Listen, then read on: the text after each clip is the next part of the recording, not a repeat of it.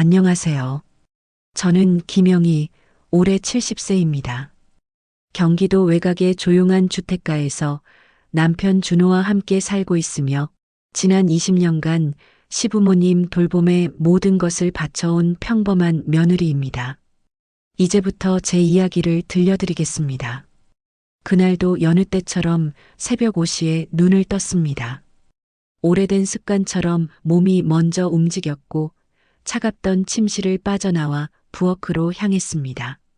남편 준호는 여전히 자고 있었고 손주 세훈이를 위한 도시락을 싸야 하는 시간이었습니다. 중학교 다니는 손주가 아침을 안 먹으면 학교에서 졸린다며 하소연했던 말이 자꾸 떠올랐습니다. 할머니가 챙기는 도시락만 먹는다고 했던 그 말 한마디가 저를 이렇게 새벽마다 부엌에 서 있게 만들었습니다. 냉장고 문을 열고 어제 끓인 된장국을 꺼냈습니다. 여름인데도 냉장실이 가득했습니다.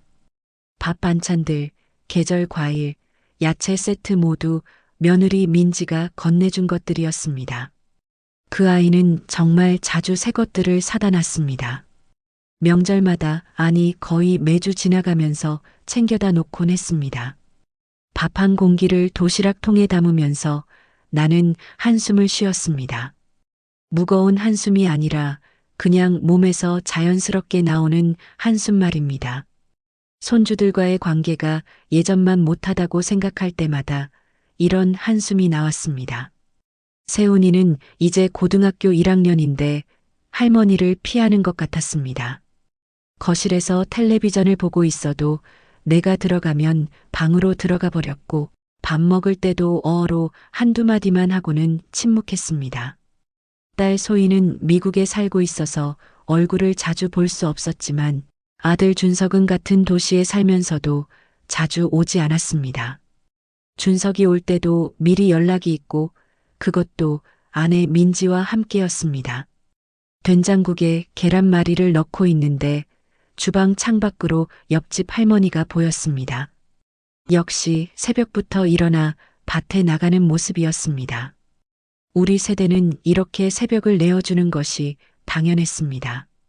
이렇게 하루를 시작하고, 이렇게 자식들을 챙기고, 이렇게 남편을 돌보는 것이 우리의 인생이라고 생각해왔습니다. 40년 전 신혼 때도 그랬고, 아이들 키울 때도 그랬고, 시부모님 돌봤을 때도 그랬습니다. 그렇게 살다 보니 어느 순간 70세가 되어 있었습니다. 도시락통을 닫으면서 냉장고 문이 다시 눈에 들어왔습니다. 냉장고 문에는 가족 사진들이 붙어 있었습니다. 결혼식 때 사진, 아이들이 어렸을 때의 사진, 최근에 찍은 사진들.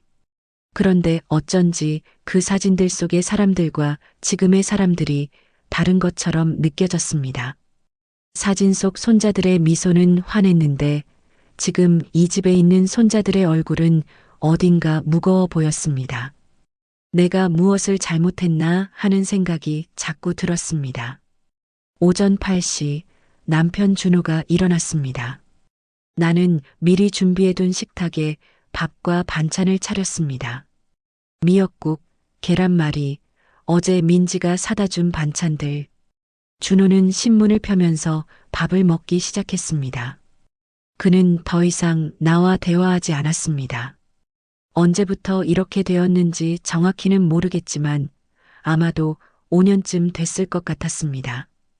이전에는 저녁마다 하루 있었던 일들을 이야기했습니다. 사업 이야기, 친구들 이야기, 정치 이야기. 하지만 지금은 아침에 신문을 보고 저녁에는 휴대폰을 들고 있었습니다. 가끔 휴대폰 화면이 내 쪽으로 향할 때는 화면을 재빨리 뒤로 돌렸습니다. 오늘 회사 일 많아? 나는 조심스럽게 물었습니다. 50년을 함께 산 남편이지만 최근에는 대화가 조심스러워져 있었습니다. 혹시 내가 뭔가 잘못 말하면 분위기가 어색해질까 봐서요. 준호는 신문을 접으면서 짧은 대답만 했습니다. 그리고는 의자를 밀었습니다. 나는 국을 한 숟가락 뜨려고 했던 손이 멈췄습니다. 밖에 나갔다 올게. 준호는 샤워를 하러 방으로 들어갔고 나는 혼자 남겨진 식탁 앞에 앉아 있었습니다. 그의 밥그릇은 반 남겨져 있었고 미역국도 한 숟가락만 먹었습니다.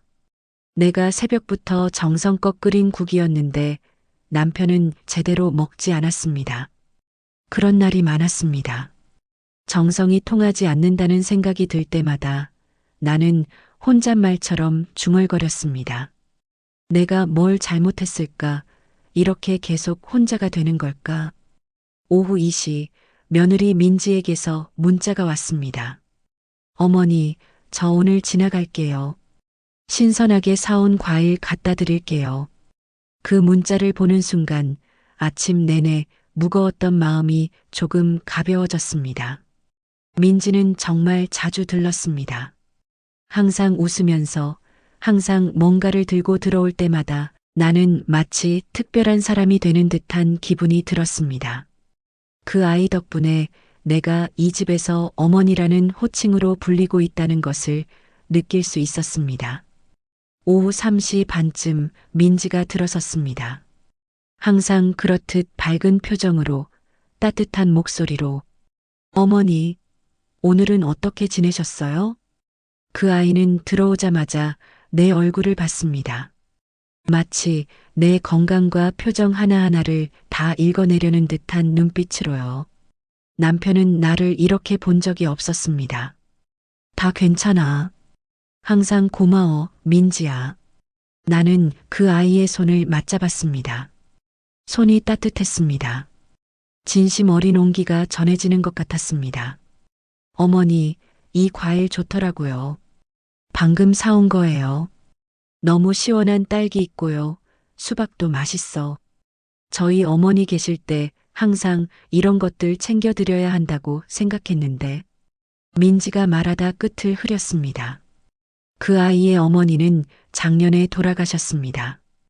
요양원에 계셨는데 암이었습니다. 나는 그 당시를 생각했습니다. 그때 민지는 얼마나 힘들었을까.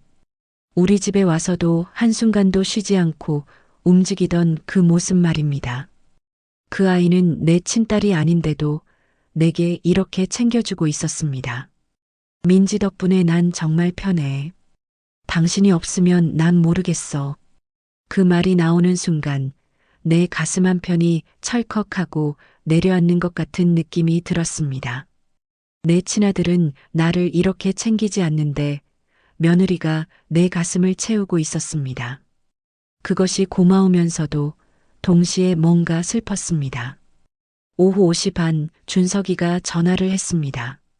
하루에 한 번 정도는 아들로부터 연락이 있었는데 대부분 엄마 괜찮아?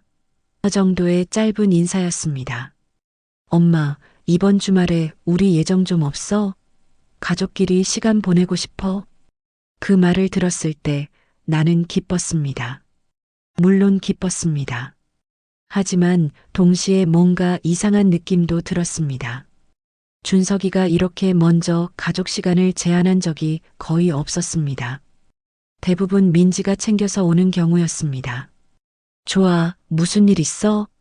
아, 특별한 건 없고 그냥 엄마랑 아버지 모시고 시간 보내고 싶어. 여행 같은 거 어때? 그동안 바쁘다고 자주 못 봤잖아.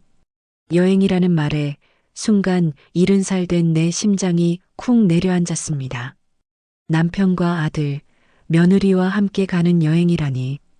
이전에는 상상할 수 없는 일이었습니다. 손주들과도 함께일까요?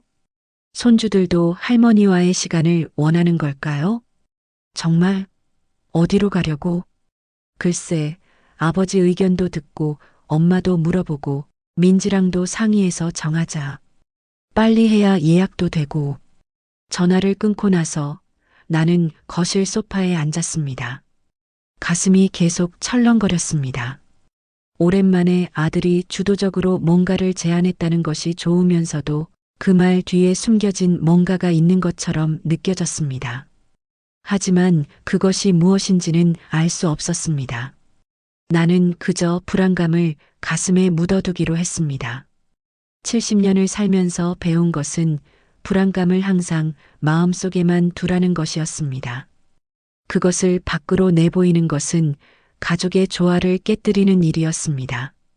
저녁이 다가올 때쯤 민지가 다시 거실에 들어왔습니다. 아마도 준호가 회사에서 돌아왔을 때쯤이었을 것 같습니다. 민지는 내게 다가와 부드럽게 말했습니다. 어머니, 오빠한테서 여행 계획이 있다고 들었어요. 정말 좋은 계획인 것 같아. 이번 기회에 온 식구가 정말 즐거운 시간을 보내면 좋겠어요. 그 아이의 목소리는 여전히 따뜻했습니다.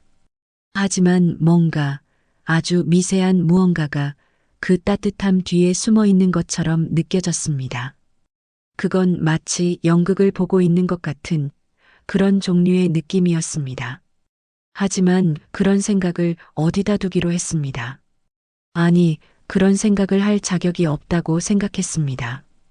이 집에서 내 위치는 그저 며느리가 챙겨주는 늙은 여자일 뿐이었습니다. 내가 느끼는 불안감이나 의심은 그저 내 나이 때문일 수도 있었습니다. 70세의 심리 상태는 이렇게 자꾸 의심하고 불안해하는 경향이 있다고 어디선가 들었던 것 같습니다. 밤 10시 침실에 누워도 잠이 오지 않았습니다. 남편은 이미 코를 곤지고 있었습니다. 그의 얼굴을 보면서 나는 자꾸만 예전의 남편을 떠올렸습니다. 결혼 초기에 아이들이 어릴 때 남편이 나를 바라봤던 눈빛 말입니다. 50년이 흘렀고 우리는 함께 노년을 맞았습니다. 하지만 우리 사이에 있던 그 눈빛은 언제 사라졌을까요? 천장을 바라보면서 나는 이렇게 생각했습니다. 아마도 나이 때문일 거야. 내가 늙어서 더는 매력적이지 않은 여자가 되었으니까. 그렇다면 이것이 당연한 건가? 40년을 함께한 부부라면 이 정도의 거리감은 자연스러운 건가? 밖에는 도시의 불빛이 희미하게 비쳤습니다. 창밖으로는 조용한 밤거리가 펼쳐져 있었습니다. 이 거리도, 이 도시도, 그리고 이 집도 모두 나를 외로움으로 감싸고 있었습니다. 하지만 내일 아침이면 새벽 5시에 일어나서 도시락을 싸서 손주들을 위해 밥을 준비할 거라는 생각만 들었습니다.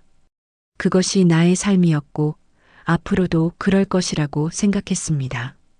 70년을 살면서 나는 더 이상 다른 선택이 없다고 믿게 되었습니다. 여행 계획이 들어온 지 사흘째 되는 날, 내 불안감은 점점 구체적인 형태를 갖추기 시작했습니다. 아들 준석이는 매일 저녁마다 전화를 했는데 그때마다 던지는 말이 항상 같았습니다. 엄마 여행 가서 푹 쉬어. 요즘 좀 피곤해 보여. 그 말이 정말 이상했습니다. 내가 피곤한 건 아들의 눈에 띈 걸까요? 아니면 남편과 이 집의 분위기가 피곤해 보이는 걸까요? 준호도 여행 계획을 듣더니 표정이 별로 좋지 않았습니다. 신문을 들고 있던 손이 멈췄고 눈동자가 움직였습니다. 마치 뭔가 생각하는 듯한 모습이었습니다. 하지만 그는 아무 말도 하지 않았습니다. 좋지, 우리 좀 함께 시간 보내자라고만 중얼거렸습니다. 여행 준비를 시작하면서부터 민지의 태도가 미묘하게 변하기 시작했습니다. 금요일 오후 내가 여행짐을 준비하고 있을 때였습니다. 민지가 거실에 와서 나를 봤습니다. 그리고 조심스럽게 입을 열었습니다. 어머니, 혹시 요양원 생각은 없으세요? 그 말이 나오는 순간 내 손이 멈췄습니다. 짐을 정리하던 손가락이 그대로 멈춰 있었습니다. 요양원.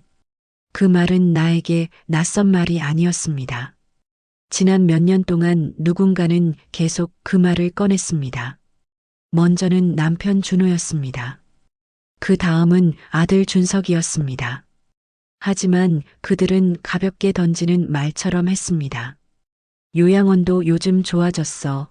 시설도 좋고 전문가들이 있어 하는 식으로요. 하지만 민지의 입에서 나온 그 말은 다르게 들렸습니다. 왜 그러니? 나 여기서 잘 지내고 있는데. 내가 물었습니다. 내 목소리가 조금 떨리고 있었던 것 같습니다. 민지는 웃음을 지으며 내 곁에 앉았습니다. 항상 그 아이의 웃음은 따뜻했습니다. 하지만 그날 그 웃음은 무언가를 숨기고 있는 것처럼 느껴졌습니다. 어머니, 요양원이 정말 좋아졌거든요. 저도 어머니 건강을 생각하면서 알아봤는데 정말 시설도 좋고 전문적인 케어도 받을 수 있어요. 어머니 연세에는 전문적인 관리가 필요하신 것 같아요.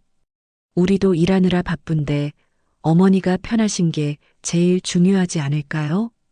그 말을 들으면서 나는 자꾸만 바닥을 바라봤습니다. 민지의 손이 내 손을 잡았습니다.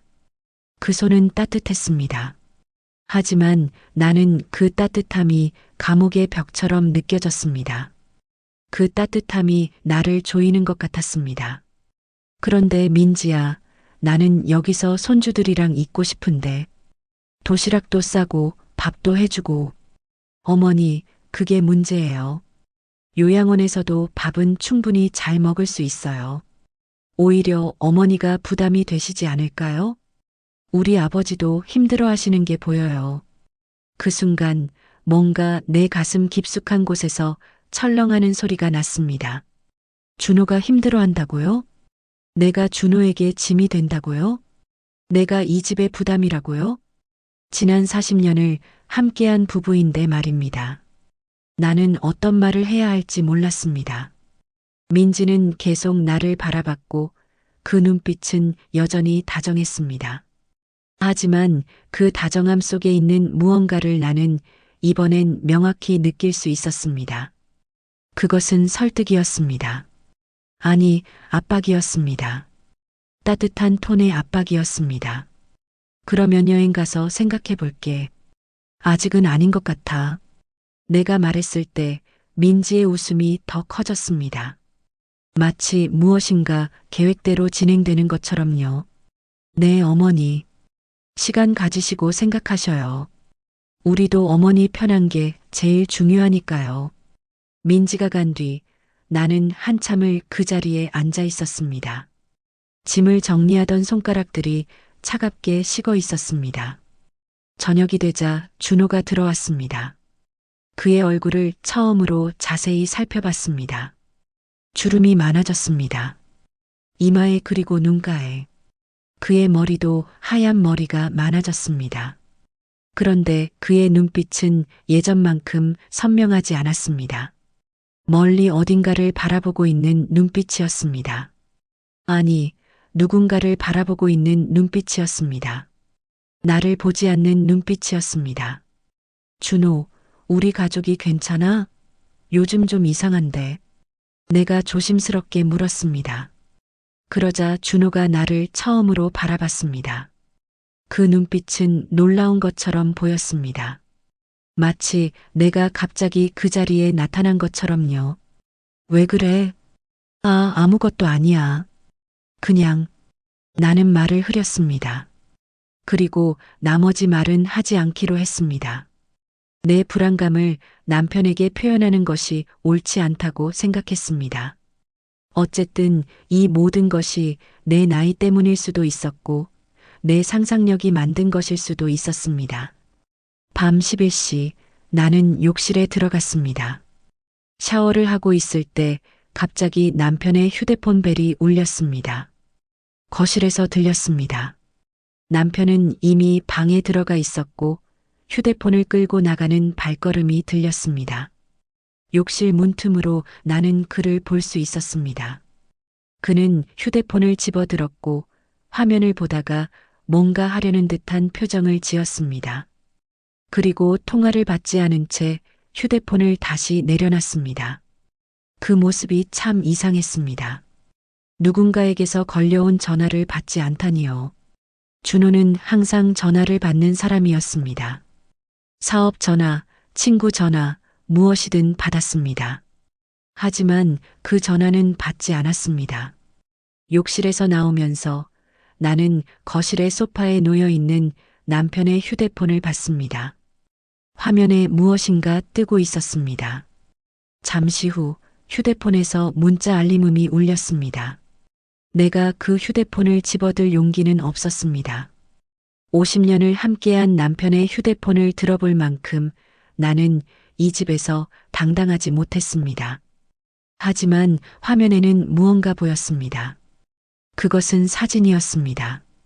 누군가의 사진이었습니다. 남편의 팔 위에 있는 시계, 금으로 된 낡은 시계. 내가 그 시계를 본 것은 처음이 아니었습니다. 40년 전 그 시계를 본 적이 있습니다.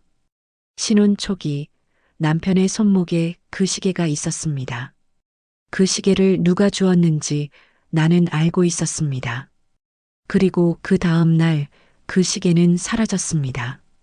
남편은 팔았다고 했습니다. 하지만 지금 그 시계가 다시 나타났습니다.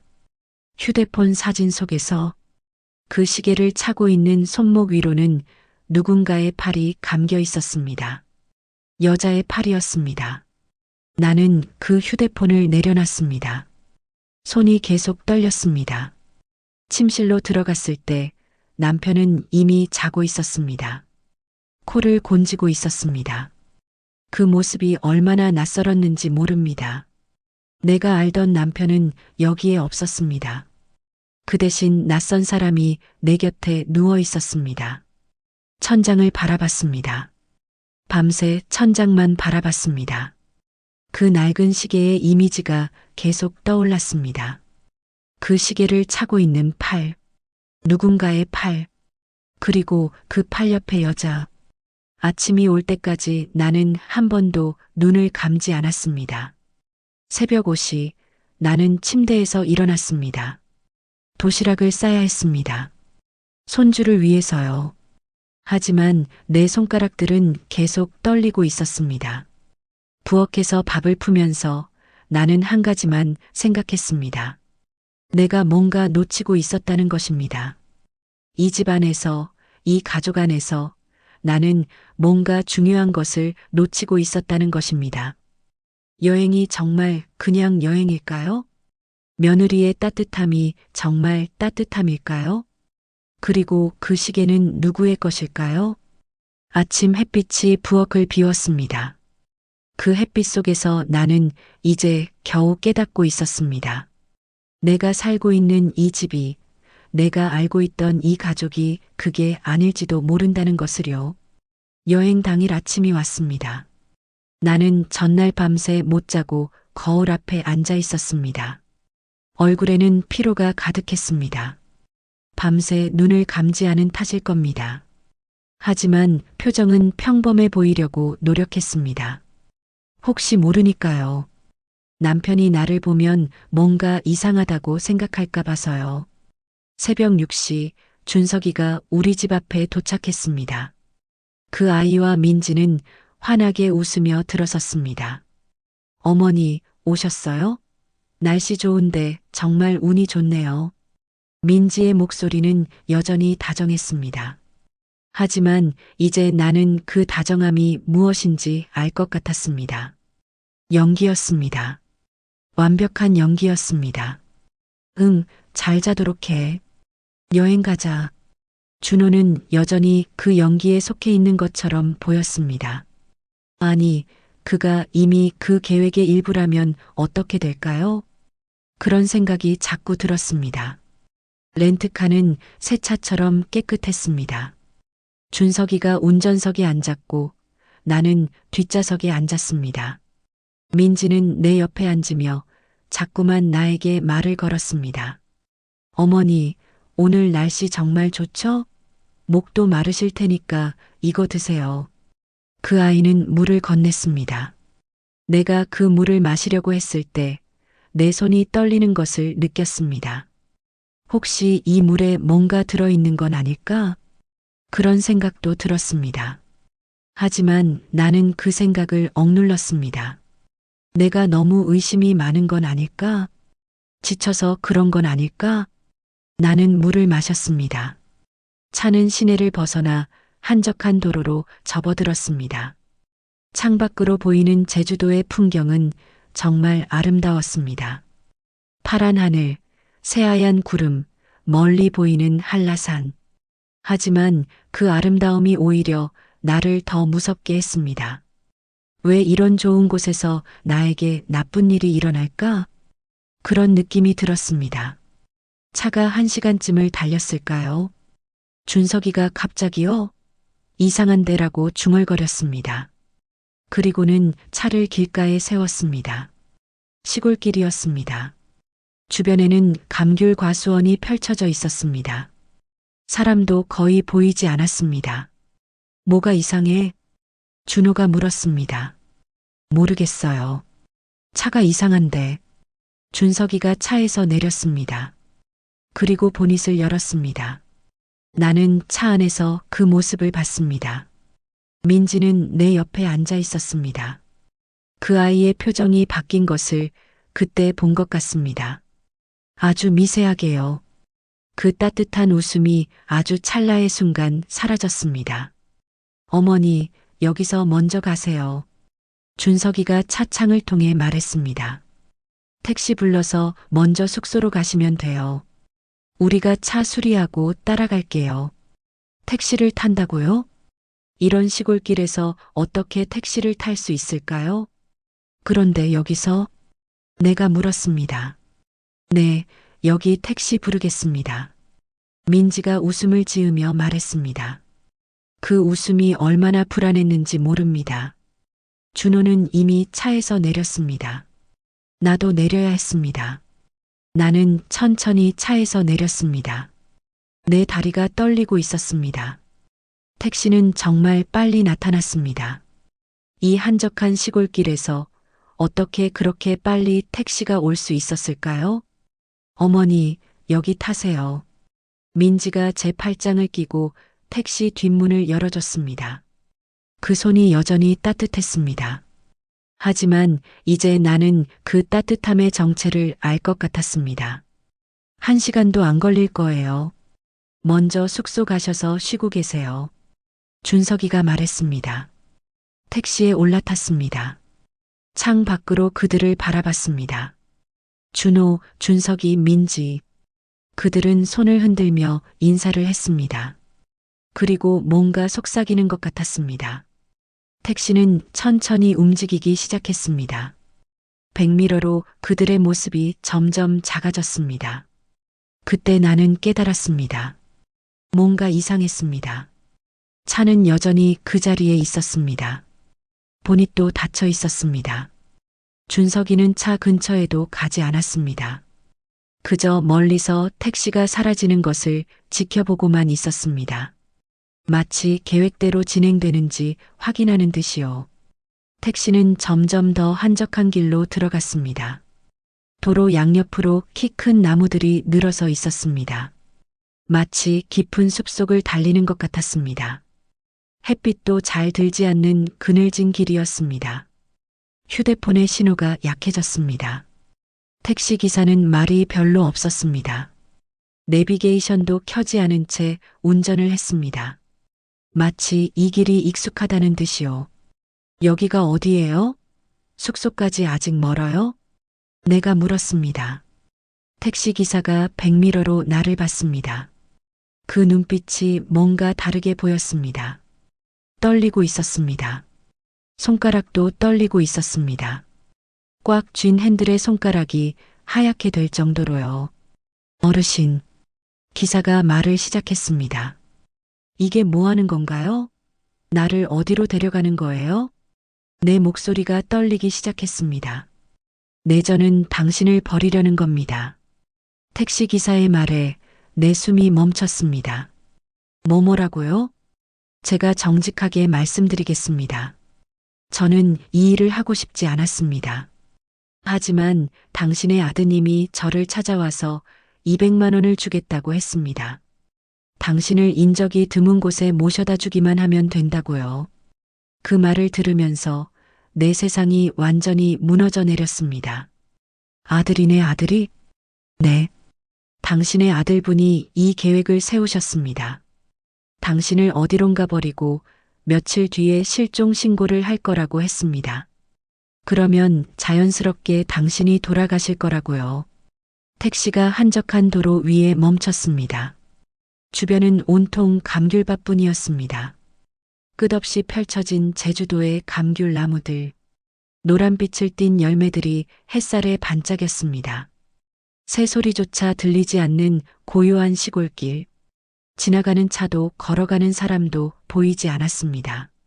마치 세상과 단절된 듯한 적막감이 감돌았습니다. 나가세요. 여기 내려요. 내 목소리가 떨렸습니다. 저는 이 일을 할 수 없었습니다.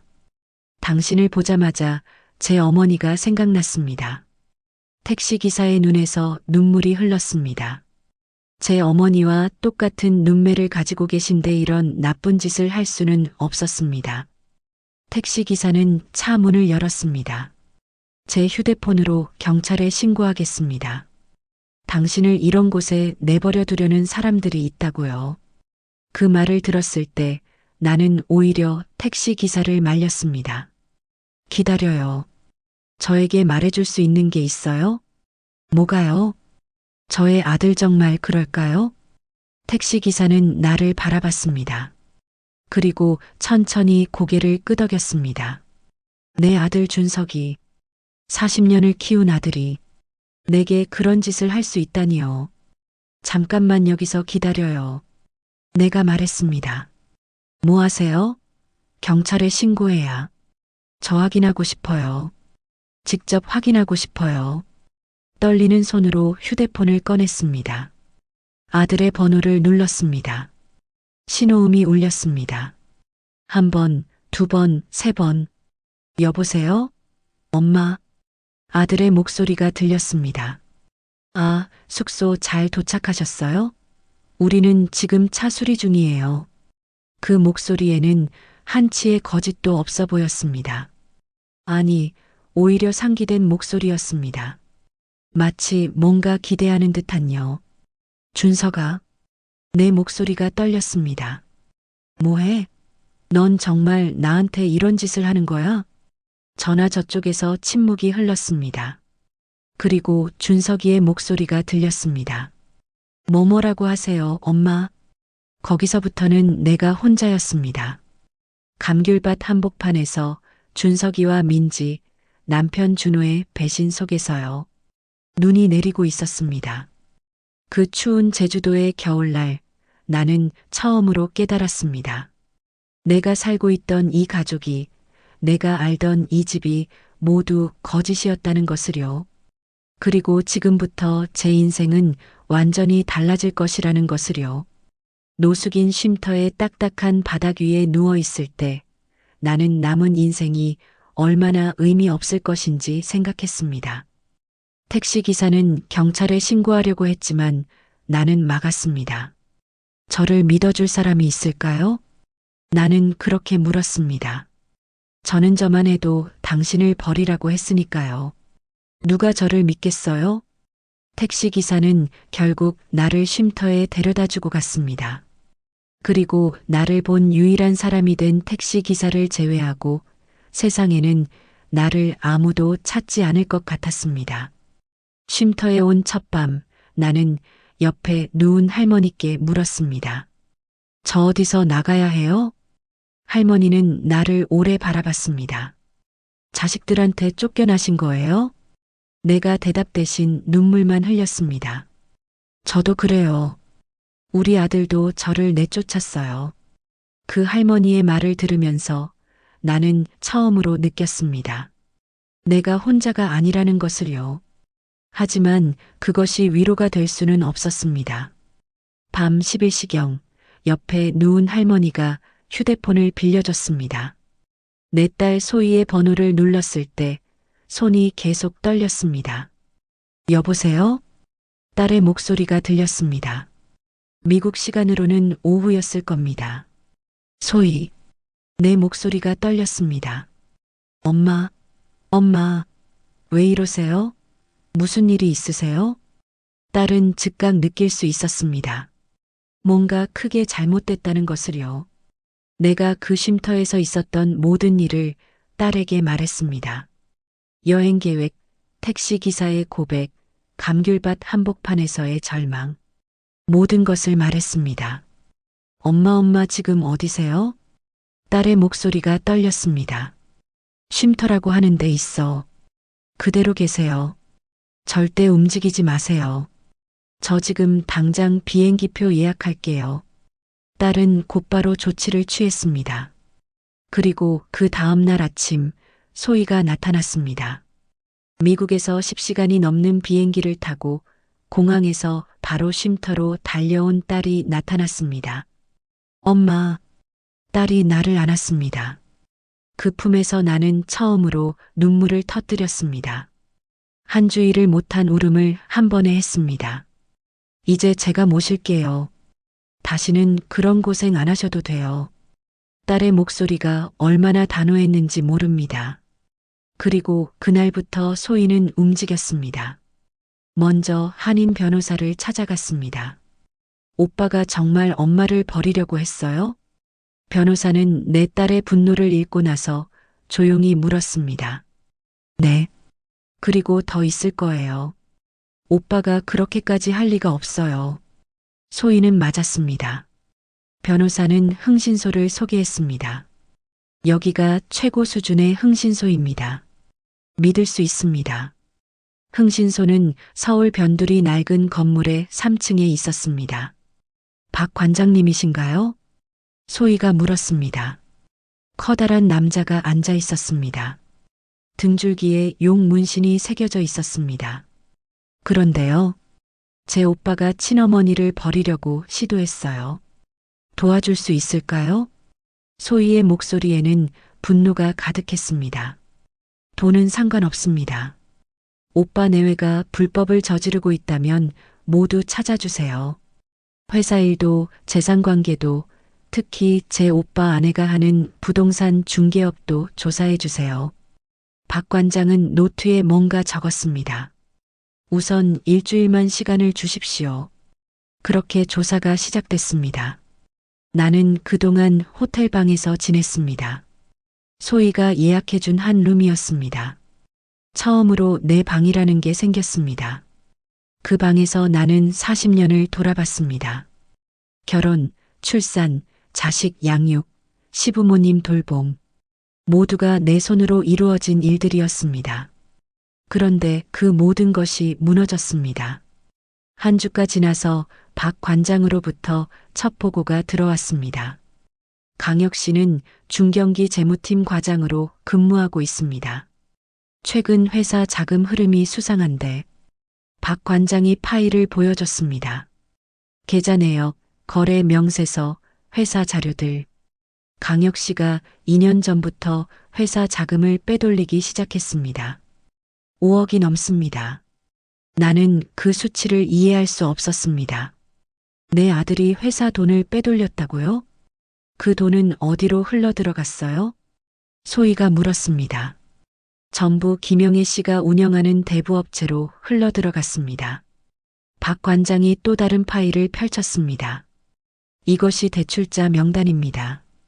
보시면 대부분 어려운 분들이에요. 카드비 때문에 힘들어하는 주부들, 사업 실패한 자영업자들, 연 이자가 40% 넘습니다. 소희의 얼굴이 창백해졌습니다. 제 오빠와 오빠 아내가 이런 짓을? 그 다음 주에 더 큰 폭탄이 터졌습니다.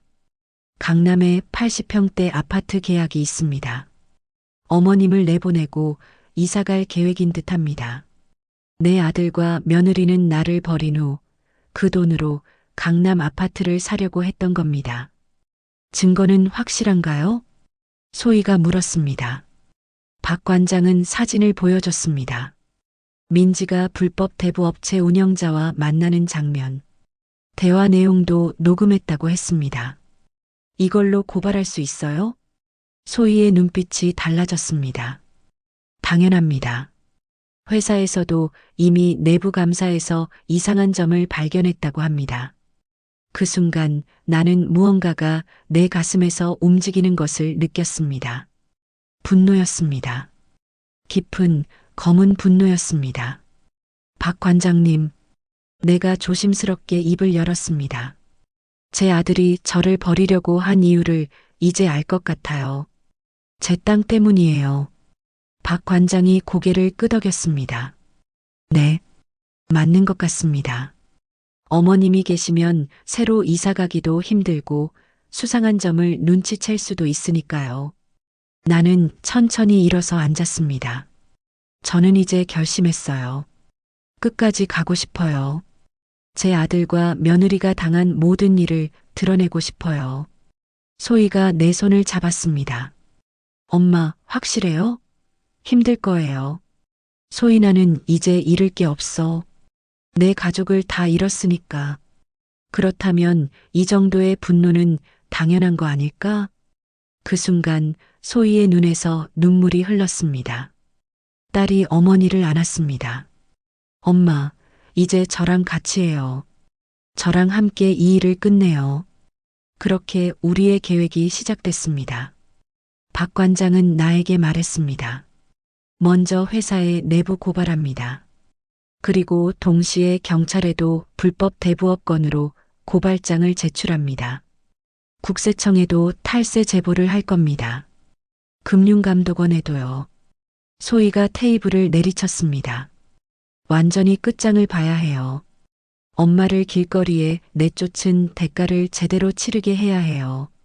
박 관장이 고개를 끄덕였습니다. 그럼 우리 최고의 요원들을 보내겠습니다. 겁만 주는 정도로요. 불법은 안 되니까. 소희는 차갑게 말했습니다. 오빠는 이제 오빠가 아니에요. 그냥 하나의 범죄자일 뿐이에요. 그 말을 하는 순간 소희의 눈에서 한 방울의 눈물이 떨어졌습니다. 차갑고 매서운 눈물이었습니다. 나는 그 눈물을 보면서 느꼈습니다. 내 딸이 얼마나 상처받았는지를요. 내가 미국으로 가라고 했을 때 그 딸이 얼마나 걱정했는지를요. 그리고 이제야 내가 그 딸을 믿어야 한다는 것을요. 소희 고마워. 정말 고마워. 내가 딸을 안았습니다. 딸의 등이 계속 떨렸습니다. 울고 있었습니다. 엄마, 미안해요. 미안해요. 딸은 계속 그 말을 반복했습니다. 마치 모든 일이 자신의 책임이라고 생각하는 것처럼요. 소희, 이건 너 잘못이 아니야. 이건 내 선택이야. 내가 너를 믿지 못했어. 내가 정신을 못 챘어. 이건 다 내 탓이야. 하지만 딸은 계속 사과했습니다. 미국에서 편하게 살면서 엄마의 신호를 잊지 못했다고요. 엄마가 위험한 상황에 있다는 걸 알았으면서도 거리 때문에 아무것도 해주지 못했다고요. 나는 그런 딸을 안으면서 생각했습니다. 내가 정말 운이 좋은 여자라는 것을요. 내 아들은 나를 버렸지만 내 딸은 나를 찾아왔어요. 내 남편은 나를 속였지만 내 딸은 나를 믿었어요. 이제 겨우 나는 깨달았습니다. 가족이 뭔지 말입니다. 피보다 진한 마음으로 이어진 그것이 정말 가족이라는 것을요. 조사가 2주차에 접어들 때쯤 박 관장은 나에게 전화를 했습니다. 어머님, 혹시 시간이 있으신가요? 뭔가 중요한 걸 알아냈는데 내 가슴이 철렁 내려앉았습니다. 뭔가 더 있다는 뜻이었습니다. 소희와 함께 흥신소에 가기로 했습니다. 박 관장의 사무실은 어둡고 침울했습니다. 그가 한 장의 종이를 내밀었습니다.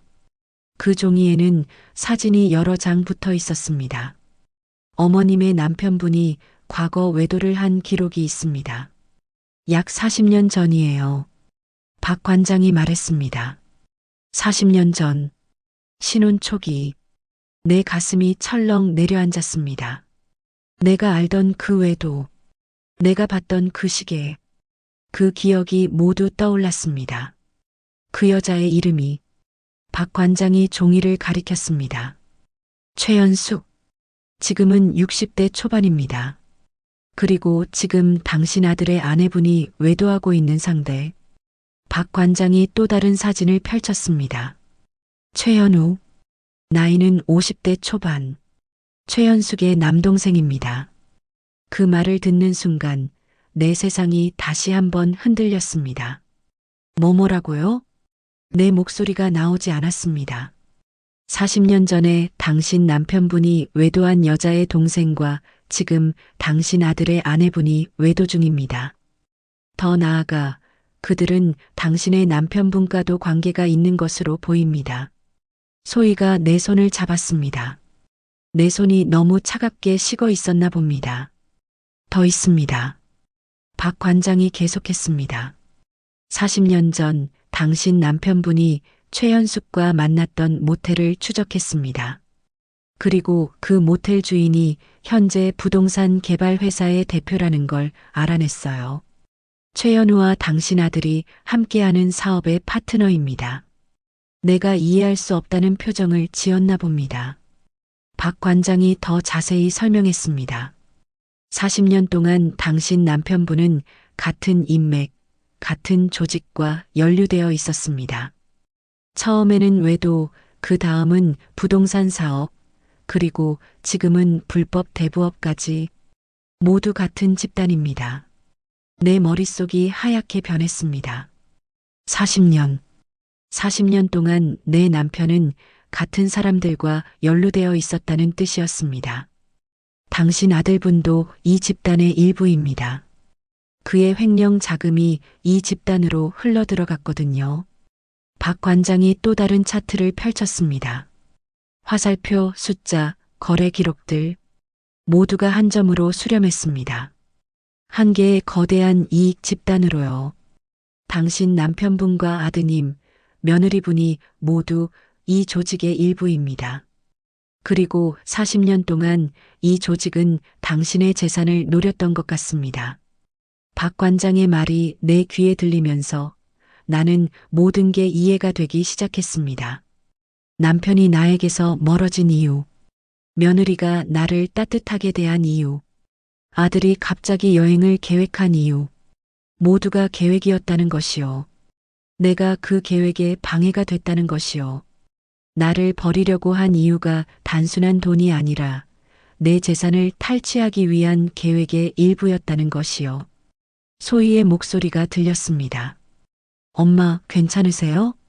내 눈에서 눈물이 흘렀습니다. 뜨거운 눈물이었습니다. 하지만 이번엔 슬픔의 눈물이 아니었습니다. 분노의 눈물이었습니다. 박 관장님, 내가 천천히 입을 열었습니다. 제 남편도 저를 버리려는 일의 일부였다는 뜻이에요? 박 관장이 고개를 끄덕였습니다. 네, 그렇게 보입니다. 당신 남편분은 이미 이 조직의 일부였고 이번 계획도 함께 세웠던 것 같습니다. 나는 한참을 말이 나오지 않았습니다. 50년을 함께한 남편이, 내가 신뢰했던 가족이 모두가 나를 배신했다는 것이요. 그것도 돈 때문에요. 내 재산 때문에요. 지난 40년을 돌아보면 박 관장이 천천히 말했습니다. 당신의 남편분은 겉으로는 성공한 기업가인 척했지만 실제로는 이 조직의 일원이었습니다. 그리고 당신과의 결혼도, 아들의 양육도, 시부모님 돌봄도 모두 당신의 재산과 연결되어 있었던 겁니다. 내 가슴이 찢어지는 것 같았습니다. 내가 온 인생을 바친 그 가족이, 그 남편이, 그 아들이 모두가 나를 이용하기 위한 도구였단 말인가요? 나를 버리려고 한 이유가 정말 단순하진 않았습니다. 그들은 내 재산을 빼앗고 나를 없애고 모든 것을 독점하려고 했던 거였습니다. 당신의 경기도 땅이 개발 지구에 포함되어 있다는 거 아시죠? 박 관장이 물었습니다. 내가 고개를 끄덕였습니다. 그 땅의 가치가 얼마나 될지 아세요? 내가 대답하지 못했습니다. 약 15억대입니다. 그리고 당신 남편분이 이 개발 사업에 투자한 금액이 상당합니다. 이 사업이 완료되면 당신의 땅만 해도 엄청난 수익을 올릴 겁니다. 15억. 내 친정 부모님이 물려주신 그 땅이 15억이 된다고요? 나는 그 사실조차 몰랐습니다. 내가 알았다면 내 인생이 이렇게 될 수도 있었을까요? 그들의 계획은 당신을 제거하고 당신의 땅을 강제로 빼앗고 이 사업에서 그 수익을 독점하려는 것이었습니다. 박 관장이 최종적으로 말했습니다. 나는 의자에서 일어설 수가 없었습니다. 내 다리가 힘이 없었습니다. 소희가 내 팔을 잡아줬습니다. 엄마, 딸의 목소리가 떨리고 있었습니다. 박 관장님, 소희가 차가운 목소리로 물었습니다. 제 오빠가 이 모든 걸 알고 있었나요? 처음부터? 박 관장이 파일을 펼쳤습니다. 녹음 파일, 영상 자료, 문자 기록. 네. 당신의 오빠는 이 계획의 주역입니다. 며느리분은 그의 지시에 따랐을 뿐입니다. 그리고 당신의 아버지도 이를 알고 있었습니다. 그 말을 듣는 순간 나는 완전히 무너졌습니다. 울음이 나왔습니다. 크게요. 조용한 흥신소 사무실에서 나는 울었습니다. 50년의 시간이 무너지는 울음이었습니다. 40년의 거짓이 밝혀지는 울음이었습니다. 내 가족이 모두 나를 배신했다는 사실 앞에서 나는 울었습니다. 소희는 나를 안았습니다. 엄마, 이제 끝이에요. 다 드러났어요. 딸의 목소리는 단호했습니다. 우리는 이것들을 모두 경찰에 넘길 거고 법정에서 이들을 만날 거예요. 나는 딸을 바라봤습니다. 내 딸, 유일하게 나를 믿어줄 수 있는 사람, 유일하게 나를 찾아온 사람. 소희네가 뭘 해야 할까? 내가 물었습니다. 엄마, 이제 당신은 피해자예요. 그 이상도 그 이하도 아니에요. 우리가 나머지는 다 할 거고 엄마는 그냥 치유하면 돼요. 소희의 말이 맞았습니다. 나는 피해자였습니다. 20년간의 헌신이 모두 거짓을 위한 것이었던 피해자였습니다. 40년의 결혼이 모두 속임수였던 피해자였습니다. 하지만 동시에 나는 더 이상 피해자로만 머물 수 없었습니다. 내 인생을 되찾아야 했습니다. 내 재산을 되찾아야 했습니다. 그리고 무엇보다 내 존엄을 되찾아야 했습니다. 박 관장이 나를 바라봤습니다. 어머님, 당신은 정말 강한 분이에요. 이런 상황에서도 당신의 딸과 함께 싸우려고 하니까요. 내가 대답했습니다. 박 관장님, 저는 이제 강할 수밖에 없어요. 잃을 게 없으니까요. 그렇습니다. 나는 이제 강했습니다. 약한 며느리이기를 거부했고, 순종적인 아내이기를 거부했고, 침묵하는 할머니이기를 거부했습니다. 나는 나 자신이 되기로 결심했습니다.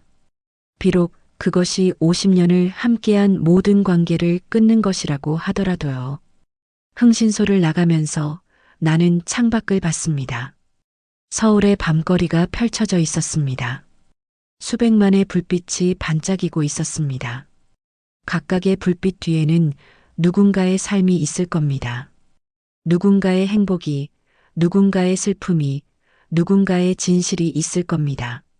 그렇다면 내 삶도, 내 진실도 누군가의 눈에 띌 수 있을 겁니다. 이제 나는 더 이상 혼자가 아니었습니다. 내 딸이 있었습니다. 내 진실이 있었습니다. 그리고 이제부터 시작될 법정에서 그 모든 진실이 드러날 거였습니다. 엄마, 괜찮으세요? 소희가 내 손을 잡았습니다. 응, 이제 괜찮아. 아니, 이제 진짜 시작이야. 우리 이제 끝까지 가자. 내가 딸의 손을 꼭 잡았습니다. 어둡던 내 인생이 이제 밝아질 차례였습니다. 새벽 2시 호텔방에 앉아 있는 동안 나는 휴대폰의 문자를 받았습니다. 박 관장으로부터의 문자였습니다. 이제 시작합니다. 그 말과 함께 내 가슴이 철렁 내려앉았습니다. 소희가 옆에 앉아 있었습니다. 엄마, 지금 가는 거예요. 딸의 목소리는 차갑고 차분했습니다. 우리는 그 시간을 기다렸습니다. 아무 말도 없이 단지 기다렸습니다. 내 아들이 사는 강남의 아파트. 그 아파트 앞에는 검은 승합차 한 대가 멈춰 있었습니다. 그 차에서 내린 것은 박 관장이 말했던 그 요원들이었습니다. 온몸에 문신을 한 거구의 남자들. 그들은 아파트 현관을 지나 엘리베이터에 올라갔습니다. 딩동. 초인종이 울렸습니다. 아파트 안에서 뭔가 움직이는 소리가 들렸습니다. 누구세요? 내 아들의 목소리였습니다. 문이 벌컥 열렸을 때 내 며느리 민지의 비명이 들렸습니다. 어머 어머. 문 밖에 있는 남자들의 거대한 체형이 보였습니다. 사장님, 어머니 모시는 거 그렇게 힘드셨습니까? 맨 앞에 남자가 웃었습니다. 그 웃음이 얼마나 무서웠는지 모릅니다. 어디신데요? 내 아들의 목소리가 떨렸습니다. 우리요? 그냥 어머니 걱정하는 사람들이에요. 암 환자를 한겨울에 내쫓다니. 그 말을 들으면서 나는 현실감을 잃었습니다. 내가 지금 뭔가를 하고 있는 건가요? 내 아들에게 이런 일을 하고 있는 건가요? 하지만 그 생각은 금방 사라졌습니다. 내 아들이 나를 버리려고 했던 것을 생각했을 때 그 생각은 완전히 사라졌습니다. 당신들은 누구? 아들의 목소리가 더 떨렸습니다. 법을 말씀드리지요. 회사 자금 5억 횡령, 불법 대부업 고리 대금, 탈세. 이 정도면 충분할 것 같은데? 남자들이 아들을 안방으로 몰아넣었습니다. 민지의 비명이 계속 들렸습니다. 어머니 아버지. 내 아들이 절망적으로 외쳤습니다. 감옥 가는 거 아니에요? 남자의 목소리가 들렸습니다. 그건 우리가 정하는 게 아니라 검찰과 법원이 정하는 거죠. 우리는 그냥 당신의 어머니가 얼마나 힘드셨는지를 당신이 알도록 도와드리는 거예요. 그리고 밤이 깊어갈 때 경찰이 도착했습니다. 새벽 4시경이었습니다. 경찰 차량이 아파트 단지로 들어갔습니다. 사이렌은 울리지 않았습니다. 하지만 경찰의 도착은 모두에게 충격이었을 겁니다. 내 아들이 경찰에 연행되었습니다. 며느리 민지도 함께였습니다. 손주들은 거기 있었습니다. 손주들이 울고 있었습니다. 그 모습을 호텔 창문을 통해 보면서 나는 한 가지 생각을 했습니다. 죄책감. 내 손주들이 부모 때문에 상처받는 것을 보면서 나는 죄책감을 느꼈습니다. 하지만 그것은 1초도 채가지 않았습니다. 내가 그들을 위해 무엇을 했는지를 생각했을 때 그 죄책감은 사라졌습니다. 손주들을 위해 도시락을 쌌습니다. 손주들을 위해 밥을 지었습니다. 손주들을 위해 할머니로서의 역할을 충실히 했습니다. 그 대가가 이것이었습니다. 그 할머니를 버리려는 계획, 그 할머니를 없애려는 음모. 그렇다면 이것은 정당합니다. 아침이 될 때쯤 박 관장으로부터 전화가 왔습니다. 모든 일이 예정대로 진행되었습니다. 박 관장의 목소리에는 아무런 감정이 없었습니다. 체포되었나요? 소희가 물었습니다. 네. 강혁 씨는 횡령 혐의로, 김영희 씨는 불법 대부업 혐의로 체포되었습니다. 나는 아무 말도 할 수 없었습니다. 내 아들이 감옥에 가는 거고요. 내 며느리가 감옥에 가는 거고요. 그 현실을 받아들이는데 시간이 걸렸습니다. 그리고 어머님의 남편분도. 박 관장이 말을 이었습니다. 남편이요? 내 목소리가 나왔습니다. 네. 강혁 씨의 진술에서 남편분도 이 일에 가담했다는 것이 확인되었습니다. 현재 소환 대기 중입니다. 남편. 내 50년의 남편이 이제는 나의 남편이 아닌 하나의 용의자가 되어 있었습니다. 그 일주일 동안 검찰 조사가 진행되었습니다. 회사는 내부 고발을 공식화했습니다. 언론에 기사가 났습니다. 중견기업 재무팀 과장 5억 횡령 혐의로 구속. 불법 고리대 금업자 50명 이상 피해. 개발 사업 연루 의혹. 모든 것이 드러났습니다. 나는 그 기사들을 읽으면서 울었습니다. 하지만 이번엔 슬픔의 눈물이 아니었습니다. 분노와 카타르시스의 눈물이었습니다. 내가 숨겨야 했던 모든 것이 이제 세상에 드러났습니다. 경기도 경찰청에서 나를 조사했습니다. 당신이 피해자인 건 맞습니다. 하지만 당신도 조사에 협력해야 합니다. 형사가 말했습니다. 상관없습니다. 저는 아무것도 숨길 게 없어요. 내가 답했습니다. 그 말이 참이었습니다. 나는 더 이상 숨길 게 없었습니다. 숨길 거리가 없었으니까요. 모두가 나왔으니까요. 조사 과정에서 한 가지 더 드러났습니다. 남편이 내 명의로 몇 개의 계좌를 개설했다는 것이었습니다. 그리고 그 계좌에는 내가 전혀 모르던 돈이 들어 있었습니다. 이것도 횡령입니다. 형사가 설명했습니다. 당신의 남편이 당신의 이름으로 불법 자금을 받았던 것 같습니다. 당신은 피해자이면서 동시에 무고한 공모자가 되어 있었던 거죠. 나는 한참을 그 말을 이해할 수 없었습니다. 내가 무고한 공모자라고요? 내가 알지 못하는 사이에 내 이름으로 나쁜 일들이 저질러지고 있었단 말인가요? 당신에 대해서는 혐의가 없습니다. 당신은 피해자입니다. 다만, 형사가 잠시 말을 끊었습니다. 당신의 남편과 아들, 며느리에 대해서는 추가 혐의가 붙을 것 같습니다. 나는 그제야 깨달았습니다. 내가 생각했던 것보다 이 일은 더 깊고 더 어두웠다는 것을요. 그 다음 날 호텔방에 앉아 있을 때 소희가 들어왔습니다. 엄마, 소식 들었어요? 딸의 얼굴은 창백했습니다. 뭔데? 오빠가 자살 시도를 했대요. 유치장에서. 내 가슴이 철렁 내려앉았습니다. 뭐라고? 목을 매달려고 했대는데 간수가 발견해서 생명엔 지장이 없다고 해요. 나는 아무 말도 할 수 없었습니다. 내 아들이 자살을 시도했다고요? 그 순간 나는 무엇을 느껴야 할지 모르겠었습니다. 미안함인가요? 분노인가요? 슬픔인가요? 모두였던 것 같습니다. 엄마, 괜찮으세요? 소희가 내 손을 잡았습니다.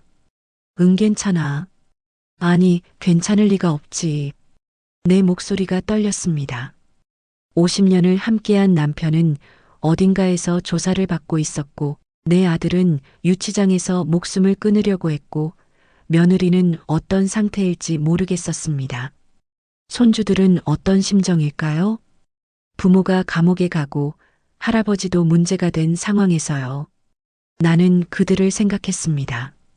하지만 동시에 나를 생각했습니다. 내가 이 모든 일을 한 게 맞나요? 내가 보복을 원했던 게 맞나요? 엄마, 소희가 조심스럽게 말했습니다. 이건 오빠가 한 선택이에요. 당신의 책임이 아니에요. 딸의 말이 맞았습니다. 내 아들이 한 선택입니다. 내 남편이 한 선택입니다. 내 며느리가 한 선택입니다. 내가 그들을 용서하지 않은 것도 내 선택입니다. 그리고 내가 그들을 밝혀낸 것도 내 선택입니다. 이제 나는 더 이상 죄책감을 가질 필요가 없습니다. 나는 피해자였고 내 딸과 함께 진실을 찾았습니다. 그것으로 충분합니다. 밤이 깊어지고 있었습니다. 호텔 창밖으로 서울의 밤이 여전히 빛나고 있었습니다. 수많은 사람들이 자고 있을 시간, 나는 깨어 있었습니다. 내 인생이 완전히 바뀐 이 밤, 내가 해야 할 일은 무엇일까요? 슬퍼하는 것일까요? 분노하는 것일까요? 아니면 그냥 숨을 쉬는 것일까요? 나는 깊게 숨을 쉬기로 했습니다. 이제부터는 재판이 진행될 것입니다. 모든 것이 법정에서 결정될 것입니다. 나는 그것을 기다리겠습니다. 그리고 이 모든 일이 끝난 뒤 나는 어디로 갈까요? 미국일까요? 아니면 다른 어딘가일까요? 그건 아직 모릅니다.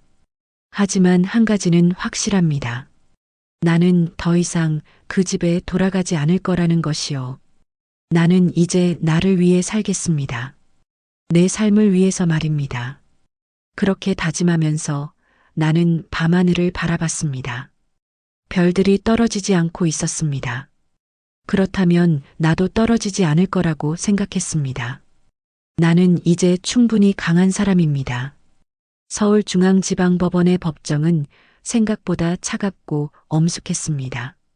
목재로 만든 판사석, 증인석, 피고인석, 모든 것이 얼마나 정확하게 배치되어 있는지 다시 한번 깨달았습니다. 이것은 연극무대가 아니라 정의가 실현되는 곳이었습니다. 재판이 시작되기 전 나는 법정 복도에 앉아 있었습니다. 소희가 옆에 있었고 박 관장도 함께였습니다. 어머니, 괜찮으세요? 소희가 물었습니다. 응, 이제 시작이구나. 나는 그렇게만 말했습니다. 법정 문이 열렸을 때 나는 천천히 들어갔습니다. 그 안에는 모두가 있었습니다. 남편 준호, 아들 준석이, 며느리 민지.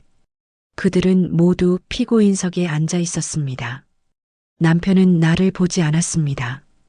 아들은 고개를 숙였습니다. 며느리는 여전히 웃고 있었습니다. 아니, 그것은 웃음이 아니라 경련이었을 겁니다. 재판을 시작하겠습니다. 판사의 목소리가 들렸습니다. 검사의 기소 내용이 낭독되었습니다. 횡령, 배임, 불법 대부업, 탈세, 그리고 특정 범죄. 특정 범죄라는 말이 나올 때 나는 내 아들을 바라봤습니다. 내 아들이 나를 버리려고 했다는 죄명. 그 말을 법정에서 들으니 현실처럼 느껴지지 않았습니다. 피고인 김준석입니다. 내 아들이 일어섰습니다. 혐의를 인정하십니까? 판사가 물었습니다. 내 아들은 한참을 말이 나오지 않았습니다. 그 침묵이 얼마나 길었는지 모릅니다. 인정합니다. 아들이 낮은 목소리로 말했습니다. 그 말과 함께 나는 뭔가가 내 가슴 깊숙한 곳에서 터지는 것을 느꼈습니다. 내 아들이 공개적으로 자신의 범죄를 인정했습니다. 피고인 김영희입니다. 며느리가 일어섰습니다. 혐의를 인정하십니까? 아닙니다. 제가 왜 이런 혐의를 받아야 하는지 모르겠습니다. 모든 것은 제 남편의 짓이었습니다. 며느리가 말했습니다. 그 말을 들으면서 나는 얼마나 많은 거짓말과 뻔뻔함이 있을 수 있는지 깨달았습니다. 피고인 김준호입니다. 남편이 일어섰습니다. 혐의를 인정하십니까? 남편은 나를 바라봤습니다. 처음으로 법정에서 나와 눈을 마주쳤습니다. 그 눈빛이 어떤 감정을 담고 있었는지 나는 알 수 없었습니다. 일부만 인정하겠습니다. 남편이 말했습니다. 검사의 기소 때문에 첫 번째 증언은 택시 기사였습니다. 박 관장의 직원들이 한 명씩 증인으로 나왔습니다. 그들은 차분한 목소리로 자신들이 본 것들을 증언했습니다. 그리고 그 증언들은 모두 사실이었습니다. 로금 파일이 재생되었습니다. 아들이 택시기사에게 200만 원을 주고 나를 버리라고 했던 목소리. 그 목소리가 법정에 울려 퍼졌을 때 나는 눈을 감았습니다. 이것이 피고인 김준석의 목소리입니까? 판사가 물었습니다. 네. 아들이 거의 들리지 않는 목소리로 대답했습니다.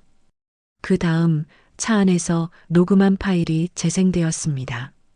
며느리가 개발지에서 나올 이익을 이야기하는 목소리. 어머니의 땅이 얼마나 가치 있는지 이야기하는 목소리. 어머니가 없으면 더 빨리 진행될 텐데라는 목소리. 그 목소리를 들으면서 나는 내가 생각했던 것보다 더 철저하게 계획되고 있었다는 것을 깨달았습니다.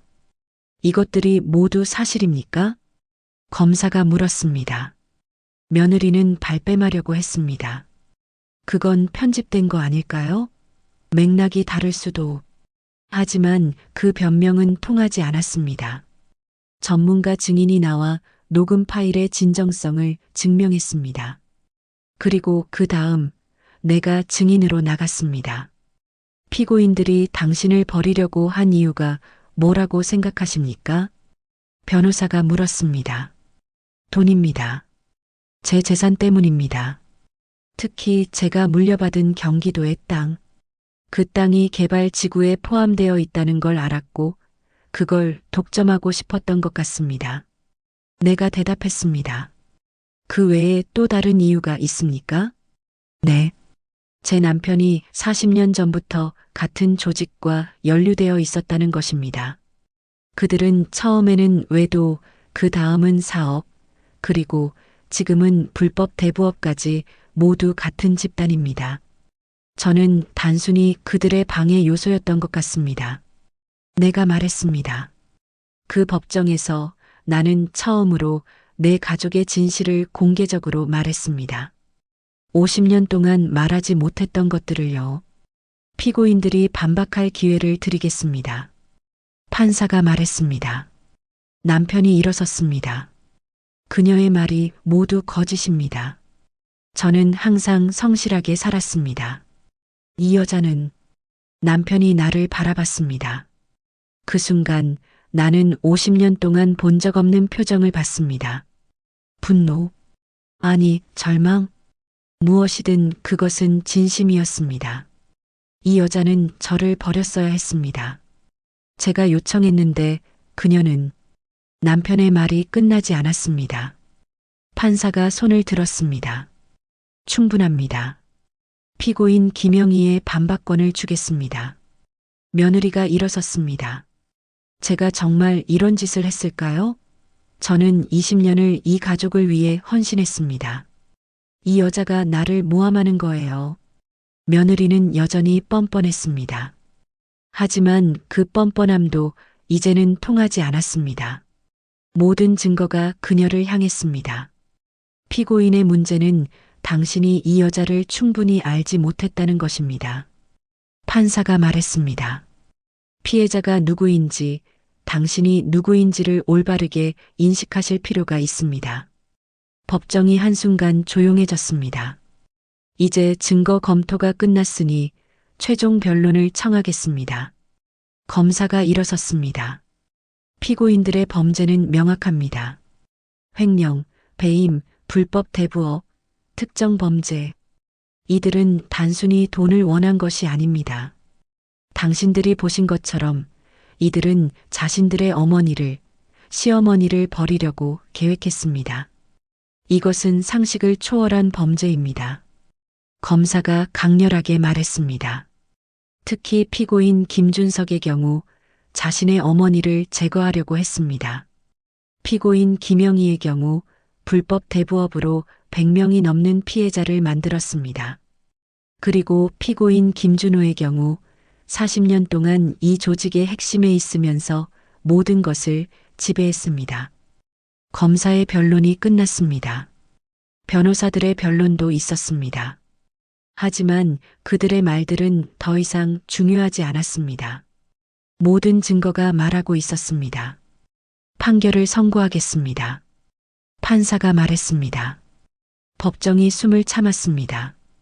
피고인 김준석은 횡령죄로 5년의 징역형, 배임죄로 2년의 징역형, 특정 범죄로 3년의 징역형에 처합니다.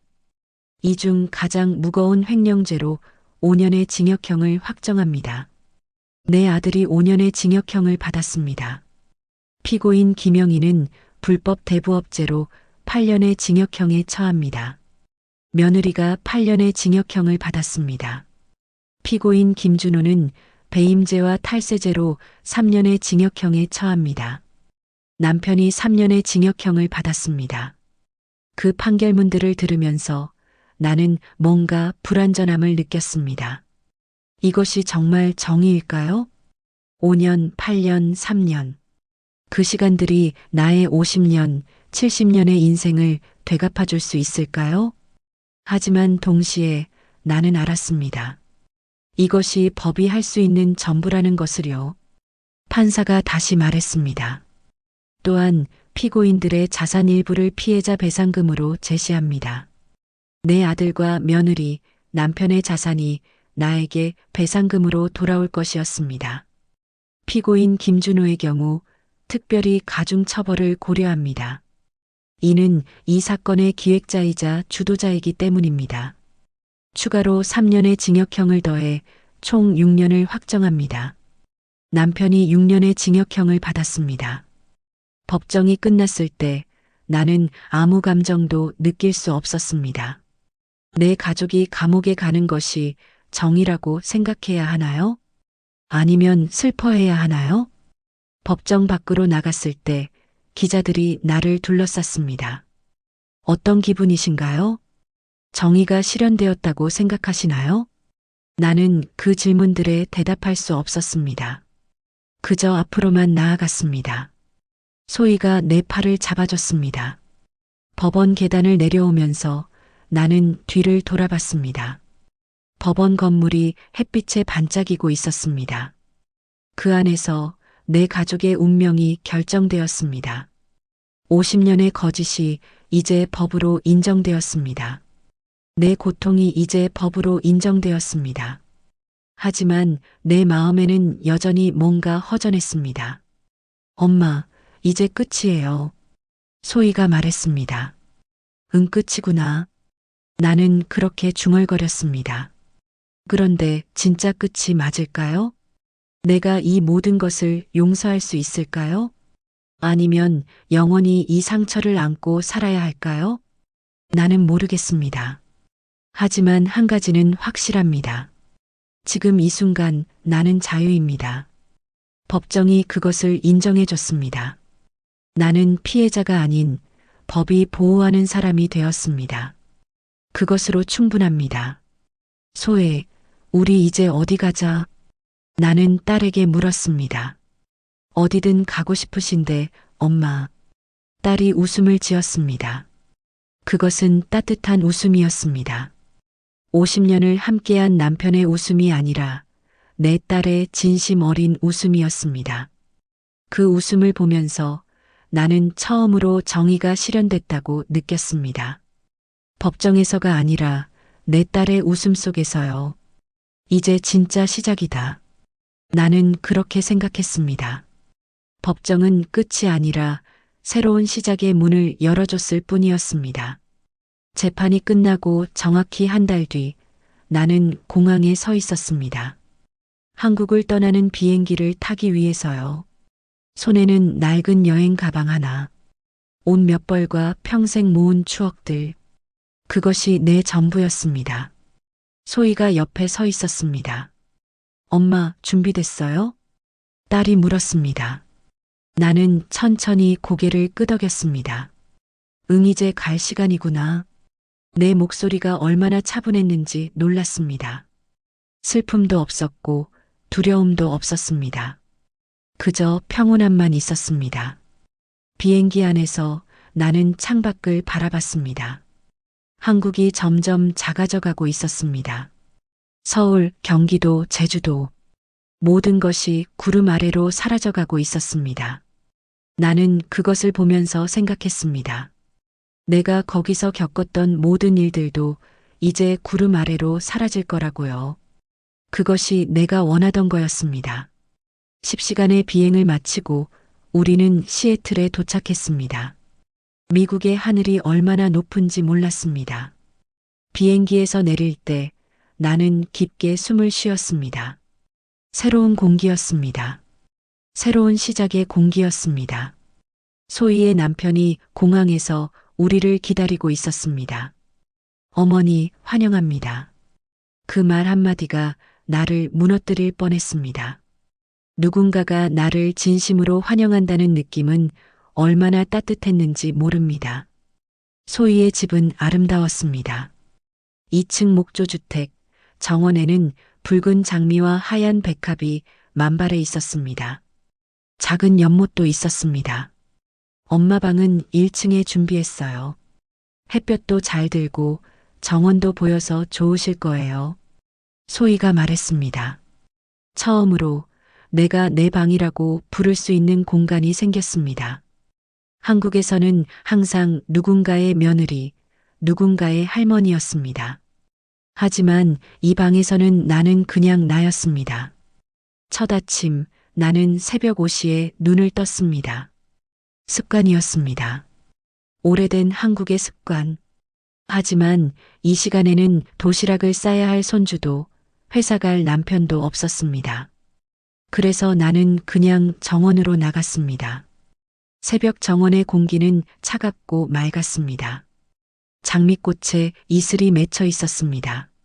나는 물뿌리개를 집어들었습니다. 꽃에 물을 주기 시작했습니다. 그것이 내 첫 번째 일과가 되었습니다. 도시락을 싸는 것이 아니라 꽃에 물을 주는 것이요. 매일 아침 나는 정원에 나갔습니다. 그리고 매일 오후 소희는 퇴근해서 나를 찾았습니다. 엄마, 오늘 뭐 하셨어요? 정원 가꿨어. 그리고 책도 좀 읽었어. 그리고 쉬었어. 나는 그렇게 대답했습니다. 나를 돌보는 것이 나였습니다. 그것만으로 충분했습니다. 1년이 지나고 첫 번째 여름 방학이 왔습니다. 손주들이 찾아왔습니다. 할머니, 손주들이 나를 안았습니다. 그때 나는 깨달았습니다. 손주들도 할머니를 그리워했다는 것을요. 그들이 피한 게 아니라 그들도 무언가 복잡한 상황 속에 있었던 거였군요. 할머니, 미안해요. 우리 엄마 아빠 때문에. 큰 손주가 말했습니다. 야, 그건 넌 책임 없어. 그건 어른들의 잘못이야. 넌 그냥 할머니를 좋아해 줄래? 나는 손주를 안았습니다. 손주는 울었습니다. 그리고 나도 울었습니다. 하지만 이번엔 슬픈 울음이 아니었습니다. 화해의 울음이었습니다. 방학 동안 우리는 많은 시간을 함께 보냈습니다. 한식을 만들었습니다. 손주들이 한국 음식을 그렇게 좋아할 줄 몰랐습니다. 할머니, 이건 엄마도 만들지 못했어요. 손주들이 말했습니다. 응, 할머니는 오래 했거든. 나는 그렇게 말했습니다. 하지만 마음 한편은 여전히 쓰랬습니다. 내가 만들었던 음식들, 내가 정성껏 준비했던 모든 것들, 그것들이 내 가족에게 얼마나 소중했을까요? 아니, 처음엔 소중했을 거예요. 언제부턴가 그것들이 당연하게 변했던 거일 뿐이었습니다. 하지만 손주들 앞에서 나는 그런 생각들을 치웠습니다. 지난 날을 돌아보는 것도 좋지만 지금 이 순간이 더 소중했기 때문입니다. 3년이 지났습니다. 시애틀의 봄은 참 아름다웠습니다. 정원의 장미가 만발했습니다. 나는 자주 정원에 앉아 있었습니다. 햇빛을 맞으며 정원을 바라보며 한인 커뮤니티에서 새로운 친구들을 사귀었습니다. 비슷한 처지의 할머니들이었습니다. 언니, 넌 딸이 있어서 정말 다행이야. 나는 어떤 할머니가 말하다 끝을 흐렸습니다. 자식들은 정말 모르게 있는 것 같아. 우리가 얼마나 그들을 사랑하는지 말이야. 나는 그렇게 대답했습니다. 하지만 동시에 나는 생각했습니다. 모든 자식이 부모를 배신하는 건 아니겠지요. 내 딸처럼 부모를 진심으로 사랑하는 자식들도 분명 있을 거라고요. 5년 뒤 내 아들이 출소했다는 연락이 들어왔습니다. 그 연락을 받고도 나는 아무 감정도 느끼지 않았습니다. 그건 이미 지나간 일이었습니다. 내 인생의 한 장이 끝났을 뿐이었습니다. 오늘은 손주들의 대학 입시 축제였습니다. 그들은 나와 함께 오기로 약속했습니다. 저녁 6시 손주들이 나를 데리러 왔습니다. 할머니, 준비됐어요? 응, 언제든지. 우리는 함께 영화를 보고 함께 팝콘을 먹고 함께 웃었습니다. 영화관 밖으로 나올 때 나는 생각했습니다. 이것이 정말 내가 원하던 인생이었다고요. 누군가를 무조건 섬기는 인생이 아니라 함께 웃고 함께 나누는 인생이었다고요. 돌아오는 길 창밖으로 시애틀의 야경이 펼쳐졌습니다. 수많은 불빛들, 각각의 불빛 뒤에는 누군가의 삶이 있을 겁니다. 누군가의 행복이, 누군가의 슬픔이 있을 겁니다. 그리고 내 삶도 그 중 하나가 된 거겠죠. 홀로가 아닌 누군가와 함께하는 삶이요. 집에 돌아와 침실에 누웠을 때 소희가 들어왔습니다. 엄마, 오늘 즐거우셨어요? 응, 정말 좋았어. 나는 딸의 손을 잡았습니다. 그 손은 내 손보다 훨씬 크고 따뜻했습니다. 소희 고마워. 정말 고마워. 엄마, 뭐가요? 이제 우리 함께니까요. 딸의 그 말이 내 모든 상처를 감싸주는 것 같았습니다. 다음 날 아침 나는 또다시 새벽 5시에 눈을 떴습니다. 하지만 이제 그것은 부담이 아니었습니다. 정원으로 나가는 나의 발걸음은 가벼웠습니다. 장미에 물을 주고 백합을 만지고 연못을 바라봤습니다. 하늘도 밝아오고 있었습니다. 새들이 지저귀기 시작했습니다. 이것이 내 인생입니다. 더 이상 남편을 위한 인생이 아니라 내 인생이요. 더 이상 아들을 위한 인생이 아니라 내 인생이요. 더 이상 남들의 기대를 충족시키는 인생이 아니라 내가 원하는 인생이요. 70년을 살면서 나는 드디어 내 인생을 살고 있습니다. 그것이 늦었을지도 모릅니다. 하지만 이제 시작한 것만으로도 감사합니다. 정원에서 나와 샤워를 했습니다. 거울에 비친 내 모습을 봤습니다. 얼굴은 여전히 주름지고 머리는 여전히 휘었습니다. 하지만 눈빛은 달랐습니다. 더 이상 남편의 눈치를 보지 않는 눈빛이었습니다. 더 이상 아들의 기대를 무시할 수 없어 하는 눈빛이 아니었습니다. 그냥 나의 눈빛이었습니다. 내가 주인인 눈빛이었습니다. 부엌에서 아침을 준비했습니다. 소희가 내려오면서 나를 안았습니다. 엄마, 아침 되셨어요? 응밥도 지었어. 아들이 좋아하는 반찬도 있어. 좋아요. 엄마, 우리 정말 행복하죠? 딸의 그 질문에 나는 웃음이 나왔습니다. 응, 정말 행복해.